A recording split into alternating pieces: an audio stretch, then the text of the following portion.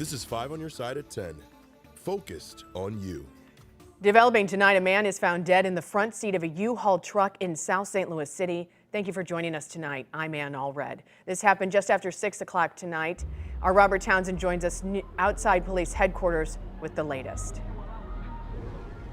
And right now we are still waiting for St. Louis police to tell us more about the city's latest homicide. Again, neighbors say they heard 3 gunshots around 6 o'clock tonight.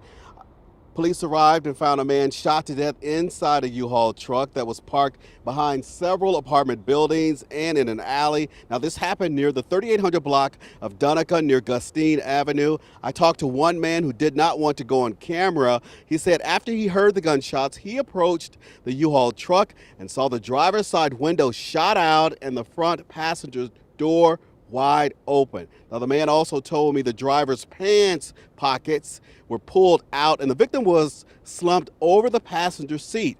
The shooting happened behind Anthony Wynn and his parents' home. The family has lived in this Dutchtown neighborhood for 20 years. There shouldn't be guns and violence involved around neighborhoods like this. I mean, I remember when I was young, I would be able to go walk around the park and stuff like that without caring about like getting hurt or anything, but nowadays I would rather just stay inside and not worry about that. Tonight, police have not said anything about a possible suspect. Now, they are asking anyone with any information to call St. Louis police or Crime Stoppers. We're live downtown. I'm Robert Townsend, 5 on your side. New information tied in a deadly shooting in the Dutchtown neighborhood earlier this week. Police say a man acted in self-defense. 3 teens are now facing felony charges in connection with an attempted robbery. A 4th teen was shot and killed during the crime on Wednesday night. Police say the teens approached a man, tried to rob him. That's when he pulled out a gun and exchanged shots with the teens. I was thinking about the one who lost his life. It was really heartbreaking, to see that, and to think that their lives are kind of thrown away. We have got to begin to have conversations with our young people so that they can know that you will be held accountable. The 3 teenage suspects are being held at a juvenile detention center.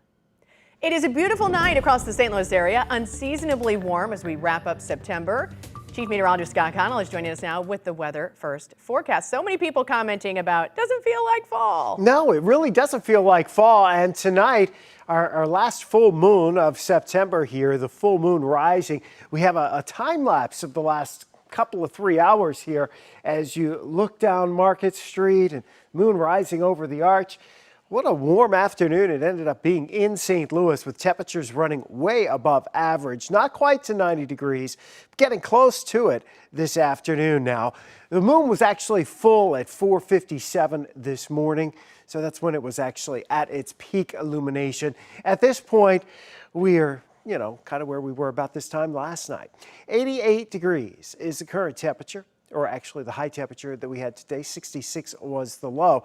Now, this is not a record for today, not even close, but tomorrow's record is only 93, set back in 1952. So it's entirely possible we get there tomorrow. Had we not had rain a few days ago, we probably would break that record tomorrow. We're back into the 80s on Sunday. We'll tell you when the next rain chances are coming our way and when a true taste of fall arrives, Ann.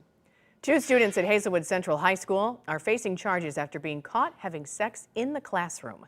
According to police, this happened as other students and a faculty member were in the very same room.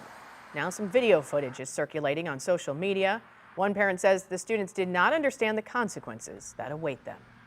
I don't think that they understand that because of social media, things that once were done behind closed doors, there is no such thing. As soon as something is happening, it's out there in the public eye. Because it's so public now, the consequences are much different, they're much greater, and it's ruining these children's lives. One of the students was 18, and police are asking prosecutors to charge them with sexual misconduct, and they referred the other, a 17-year-old student, to family court under the same charges. A teacher at St. Clair High School in Franklin County is on leave after officials found her OnlyFans page. The English teacher was using the account to supplement her income. She says she was making an additional $8,000 to $10,000 a month through the account. Since the site was only available to subscribers, she thought it would help protect her identity and says she has no regrets. A coach from Fenton is in custody, accused of sexual misconduct with a child.